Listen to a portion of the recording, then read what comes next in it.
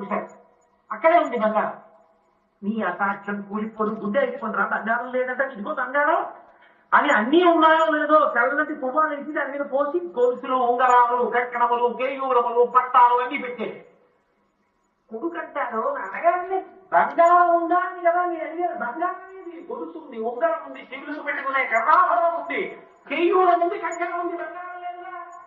తండ్రి అంటాడు ఓడి నీ అసాధ్యం కూడా ఒకటి బంగారమే. బంగారమే గొలుసుగా ఉంది, బంగారమే కక్కడంగా ఉంది, బంగారమే ఉంగరంగా ఉంది, బంగారమే కర్ణాభరణంగా ఉంది.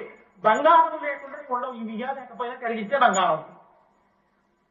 లోపల బంగారాన్ని చూస్తున్నాడు తండ్రి, నామరూపాలు చూస్తున్నాడు కొడుకు. నామరూపాలే చూసినవాడు నేను నాదులతో ఉన్నవాడు, లోపల బంగారాన్ని చూస్తున్నవాడు జ్ఞానముతో భస్మ అనుగ్రహమును పొందిన.